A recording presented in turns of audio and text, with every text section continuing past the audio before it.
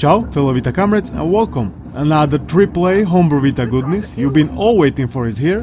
First we're checking it out, and later we are looking at some updates from Rinnegatamante. So let's get cracking! First and foremost, huge thanks to Glintwine and Rinne for making it happen, it's greatly appreciated. And now, what even is Backstab HD, you may ask? It is a 3D open-world action-adventure game made by Gameloft in 2011. Back then they've been making all these downgraded remakes. Nova was Halo and Backstab was Assassin's Creed. I remember playing it on my Xperia Play back in the day and I loved it. Clearly you cannot expect proper Assassin's Creed experience, because it's just a mobile game at the end of the day, but from the golden era of mobile games, when they actually cared to create something worthwhile. Majority of mechanics are here. You can shoot, you can jump, you can melee, you can even do some light parkour, but all of the mechanics are not as refined as in Assassin's Creed. Other aspects of the game are also not as refined as you may have guessed, like the voice acting, the cutscenes, the way the characters move, and things like that. In spite of that, I still consider this game worth playing, especially on the Vita, because this game feels as if it was made with Vita in mind. And why am I saying that? Because you can play it with physical Vita controls, which is the way it is meant to be played, and not with some shitty unresponsive touchscreen hell. And with that we are moving on to the section of the video where I talk about the performance, which is actually pretty good. I was expecting it to run much worse, but it's actually pretty playable. Configurator app is included, which I'm really fond of. You can adjust joystick dead zones, FPS lock, I would recommend using 30. You can adjust also graphics detail, geometry detail, and view distance. You control the character with the left joystick, and you look around with the right one. All the other buttons have assigned functions as well.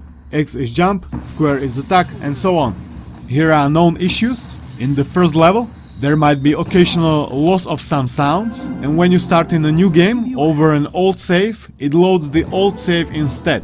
Also very important thing, when you launch the game for the first time, open the in-game settings, tap the cogwheel, and reduce the control sensitivity to minimum, and in control scheme, select the option number 2. And that's pretty much it. If you wanna install it, you know what to do. Check the GitHub link, down below the like button, and follow the instructions. I'm not allowed to talk about it in here cause you know, community guidelines. If you are facing any issues, check our Discord. Let's move on to Rinne's updates. He's been coming up with a lot of cool stuff lately. First big update is that the Vita GL now features an optional experimental runtime GLSL to CG static translator, allowing to use GLSL shaders and thus making it more accessible to develop OpenGL applications on the PS Vita. Which, in other words, means that this feature helps tremendously to reduce time required to port something, which equals to more ports in less time, and that's what I'm a big fan of. Here is an Anomaly 2 build running with the new experimental GLSL translator. Everything works and looks fine, and it also seems it is producing shaders even more efficiently. In the meantime, he also released very first port running through the experimental GLSL translator. I haven't got time to check it out yet, but I'll be surely including it in my upcoming video. Make sure to subscribe to not miss out. Android ports list is open again for new suggestions, but they have to meet all the necessary criteria that I've written in the readme. Check them out first before submitting anything.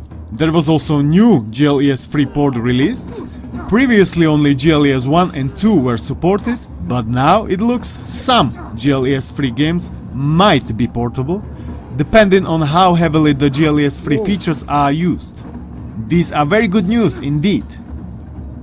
Rinne also pushed a commit to YoYo loader that replaces the old messed GLSL 2 CG with the experimental translator built in Vita GL.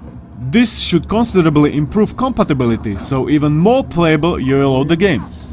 All in all, very solid Backstab HD release. Also very nice updates. I'm looking forward to what's coming next. I'm surely gonna be playing Backstab for some more after I release this video. I've got 3 more videos in works right now, so stay tuned. Big things are coming. Like, subscribe, join, all the good stuff. Thanks to you for watching. Thanks to developers for hard work. Thanks to members for support. I'll see you in the next one. Peace out. Die, British cunt.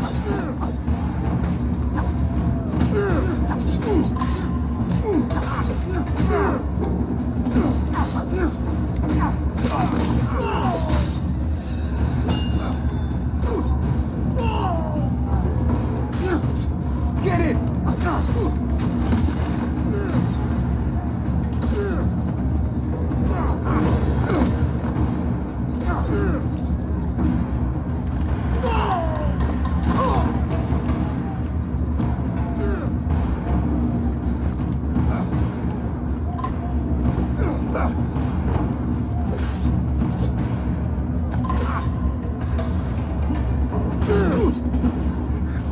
Help! Someone! Please help!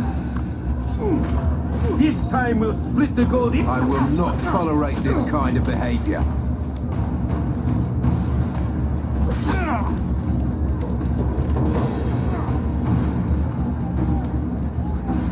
Those Spaniards nearly killed me.